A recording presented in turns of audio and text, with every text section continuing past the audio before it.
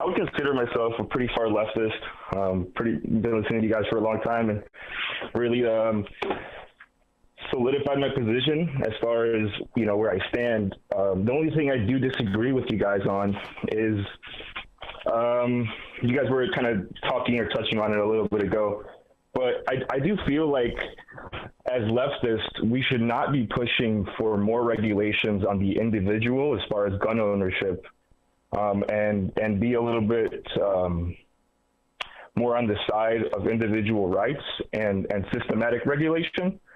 So I'm wondering what you would say on that part, because I do think it's a little bit maybe hypocritical of us to try to say we want less regulation on the bodily autonomy of a woman.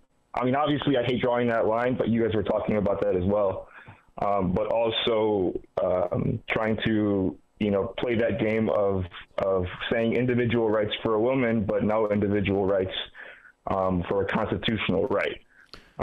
So I guess that's my point, and hope to hear what you have to say about it. Again, thanks for answering. Okay, well, but let me just keep you on the line for a second. First off, it is not a question of an individual right. This is not a right. It is denying a certain sovereignty to women as opposed to men or anyone else is the issue, right? It's denying a certain right to people who have the ability to gestate, essentially. That's the issue. I don't think there is a constitutional right for people to carry a weapon in this country. The Supreme Court disagrees. Their ruling carries more sway than mine in that regard. But it's not a question of defending, just generically the notion of individual rights. It's also a question of what is in the best interest of society and people. And in my mind, it is in the best interest of the massive portion of people in our society who can get pregnant to have the ability to decide that they don't want to be forced to carry that pregnancy to term. I think it is in the best interest of our society to not have people walking around with weapons. Yeah, I do agree. I mean, like I said, I'm not making the point that, abortion should be, regulated or criminalized or anything. I think. But you're making the point. You're making. Well, my point, I was just trying to draw a parallel. Yeah. My real point was, well, I mean, I guess my point is, But what grounds are you? Better metaphor. Yeah, but hold on. But no, but okay. Hold on for 1 second. Listen, for example, Sam. Wait. Listen. The point is you're trying to draw a parallel on a plane in which we as progressives or leftists should be concerned about individual rights stripped of what those rights are. And I'm suggesting to you that no, you're just making a choice on where to draw that parallel. And I'm saying wrong. I'm looking at the rights of these individuals and in terms of what it means for society. And I think it is not healthy for society to have a significant portion of its population, almost half, who are forced to change the trajectory of their lives because of the moral values of other people. I don't think that's healthy for society. I also don't think it's healthy for society. You're preaching to the choir. You really don't have to. I really don't even. Maybe it's my fault for bringing up the abortion thing. I really don't think there should be I'm agreeing with you on the abortion subject, but I am disagreeing with you on the fact that you say gun ownership is not constitutional, because I do think it is. It's obviously the Second Amendment, and I do also think that it's a slippery slope to try to combat that or push against that Second Amendment, and because. Do you know what First Amendment auditors are? I mean, it's a pretty common thing. Emma's alma mater actually did a quick story on a First Amendment auditor who was assaulted by police officers, and they said if this happened 20 years ago, you had your teeth knocked out. And if we combat or push back against the Second Amendment, which does exist, which is on paper, which the Supreme Court agrees with. Yeah, it says it's a well-regulated militia, though. They're going to try to use that same narrative to try to regulate the First Amendment, which gives us the freedom of speech, freedom to redress our government officials and things of that sort. So I do think it is a slippery slope if we try to regulate, the individual's right to own guns, and then they're going to use that same narrative. I get your point. Your point is that the Supreme Court operates on this chaste set of logical and coherent ideological values that are very consistent with themselves. And if we in some way try and push back against the 2008 ruling, which fundamentally reversed the way that the Supreme Court had been interpreting the Second Amendment since 1939, that will allow them the license, which they wouldn't have otherwise had, to abridge the First Amendment. And I just think that's fanciful. I don't think that the Supreme Court justices are legal computers. I think that they're partisans. I think that they have an end game that they want, and then they reverse engineer it. And so I think the idea of a slippery slope is absurd. I recognize that the Supreme Court, its rulings carry the day. But I can cite 90 years of precedent before the Heller decision in 2008 that would say your interpretation of the Constitution is incorrect. Now, the fact is that the interpretation that's existed for 13 years and has slippery sloped since then is the one that carries the day. But I'm sorry to just simply say that, pushing back against this perception. Are you saying the same thing about abortion? Does the fact that there are people who are fighting against a woman's right to choose, is that a slippery slope that is going to what? Give us what? I mean, instead of you using the Second Amendment as something that if we push against, there's some slippery slope that's going to abridge the First Amendment. What about the woman's right to choose? We're seeing that being pushed back against in the Supreme Court.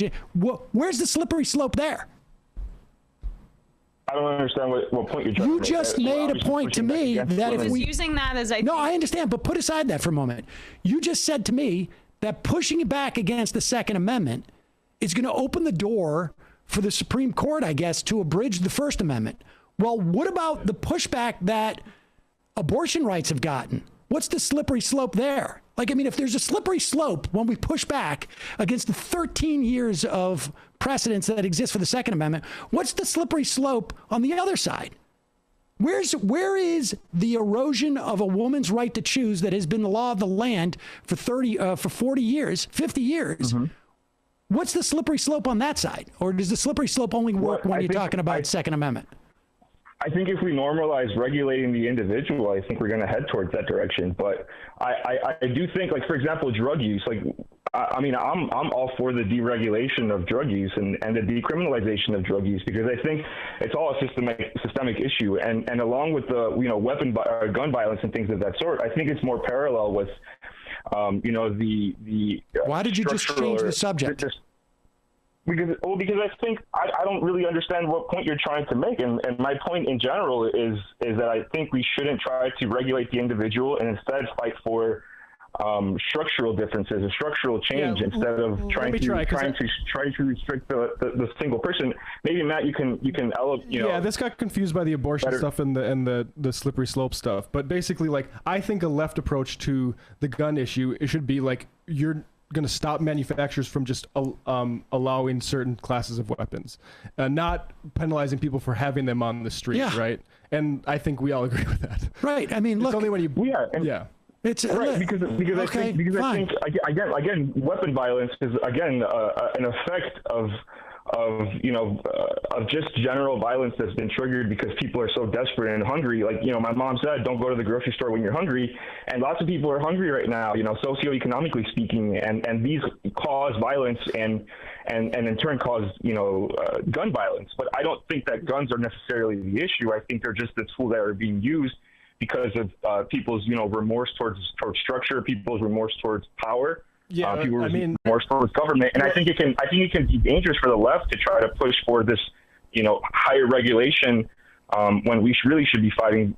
All right, well, let's shut down the gun manufacturers. Right, exactly. I mean, there's certainly an amplifier of those things, even if they don't cause them. But yeah, I mean, I think the approach should be, you shouldn't be allowed to buy even things that could be described as semi-automatic or whatever. Like that those sorts of like weapons of war. Like you can get a shotgun, you can get maybe like a 6-shooter or something like that.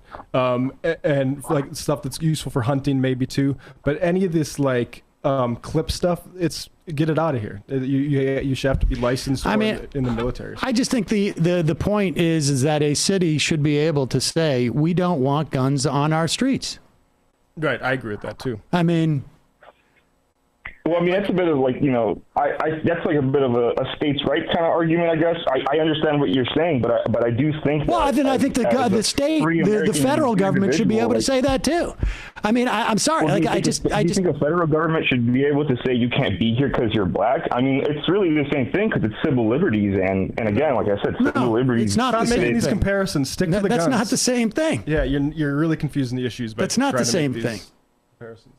Right. Okay. Well, maybe there's a problem. Well, how about this? Do you feel comfortable with the state saying like we're not going to regulate the ability of a boss to make a child work 16 hours a day? But I think that's structural, not individual. We're not putting regulations on the individual. We're putting regulations on the structure, on the systemic or the system of labor, which I think is completely different than my point, which is we shouldn't regulate the individual. We should regulate the system, the systemic issues. But at some point, all right, how about this? The federal government has the ability to control commerce. Okay, do you have a problem with that? But commerce is structural, so yeah, I have no problem with that. Great. So I want the federal government to say that guns cannot be sold. Or like carried around in New York City, and I'm sorry. But that also counteracts, like I said, the Constitution, which gives us the right. Right. So I got a question. So do you think people should just be able to open carry? You don't think that this Supreme Court is also going to find that it counteracts the Constitution to have things like child labor laws or 8-hour work weeks? These are all things that are structural things. No, but dude, you just told me that the reason why the federal government can't outlaw the sale of guns is because the Constitution says so. I got news for you. In 5 years, I didn't say can't. I said shouldn't. Shouldn't. I got news for you. In 5 years, this Supreme Court is also going to say the federal government doesn't have the right to regulate the workplace. So don't keep citing to me this Supreme Court as some type of like arbiter. You're drawing parallels, and like I said, I can also say the same thing. Which is drawing different sides. Yeah, I gotta go. Okay, man. I appreciate the call. Much love to you guys, and I appreciate it. All right. It's just frustrating. Like every time we like talk one topic, he'll jump to another. I'll just say, if he wants to call back later and say that we should just allow people to open carry around New York City, no. I think whatever we do with regards to defund the police, we should still have a force that is able to respond to people that are carrying around big weapons of war around cities that don't want them there. I think we can actually use that level of like municipal power to regulate the individual. I mean, honestly, well, forget about carry. What about tanks? Like, I understand like a broader point. Like, we can't look, because it is the point about the stop and frisk thing, right? Like, the guns thing, we know who that's going to affect. And so I get there's a sensitivity there, but when you take it the extremity of we're going to like let people just carry guns around the city. No, sorry, you're fined. You can't just do that. I just think that like the idea that pushing back against where the Second Amendment is, if the Supreme Court comes in and does it, it's like the saying what's idea constitutional and what isn't. It's exactly. It's not a fixed concept, and like there's too much faith in institutions and like ancient documents that have been altered and changed at political whims that was embedded in his conversation. Well, that's the thing that I found frustrating. I don't really give a shit what the Constitution says. Well, because at the end of the day, this Supreme Court is going to rule that all the structural things that he's talking about that government should be able to do is unconstitutional. And then should we not push back on that? There's like a very, very finite amount of rights embedded in the Constitution that are not going to be like politically infringed upon, and that dwindles with every day as society becomes more complex and we are moved further and further away from the founding of the nation. So like it's just I feel like we're having like a college con law debate about this that isn't necessarily embedded in and reality. the structural thing is like things like gun liability too, right? Like, and those are things we need to address, or the gun shop liability stuff. And but yeah, I think you will need to regulate the individuals to some degree, and I don't think that should be viewed as like leading to a slippery slope. And I also just like, I don't see where the upside is to sort of like disengage from that fight for leftism. I mean, I can understand people who say like, oh, we want the leftists to have guns. Oh, okay. But I don't understand like how arguing that the Second Amendment, that there should be a right to inhibit people carrying that is in some way an inhibition of people's rights. I mean, are we going to say that you should be allowed to drive a tank down the street? I mean, what? I sort of think having a significant portion of the population weaponized starts to become structural at one point, because, you know, it's a little bit coercive. It's not democratic. Let's put it that way. Or I think if you're worried about slippery slopes, I think having a significant portion of the population armed if you start getting too close to that slippery slope, it's going to be a little bit less democratic. I'm quite convinced of that. Folks, there's more of what you've just saw where that came from. That's if you hit the subscribe and like button. Thank you. Really, thank you.